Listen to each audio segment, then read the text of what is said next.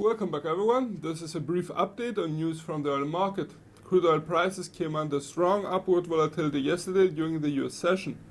During the previous days, weekly readings on oil stocks provided mixed data.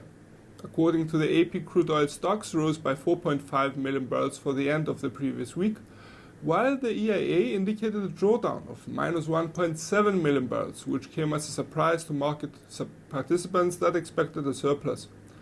One of the top matters that have circulated the oil news in the previous days is OPEC and its future plans. The outlook for the oil market's demand in the following year remains negative, and as of this reason, supply levels come into question.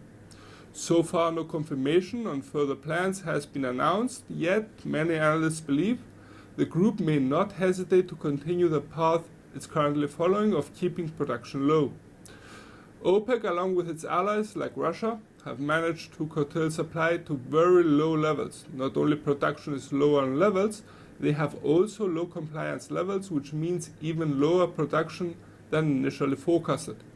Our view is that the production cuts strategy and its influence on oil prices is slowly diminishing.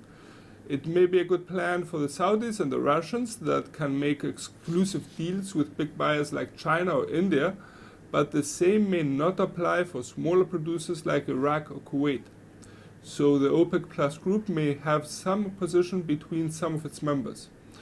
On the contrary, however, some reports have surfaced that OPEC and non-OPEC members could start considering scenarios for deeper cuts and make its recommendations to the OPEC Plus meeting for debate in December. This update may have provided some uplift for crude oil prices yesterday.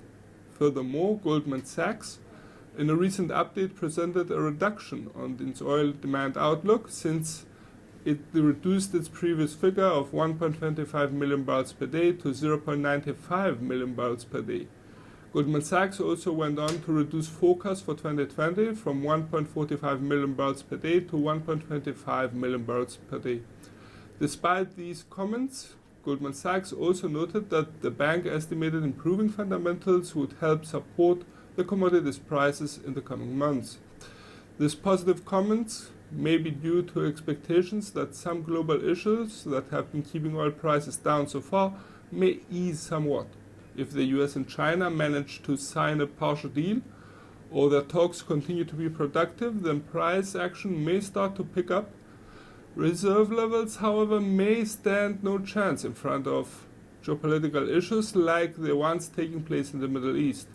For more information and trading ideas, you can visit our webpage, follow us on Twitter, like us on Facebook, or subscribe to our YouTube channel. This is Peter Yusuf from IronFX, wishing you solid trading.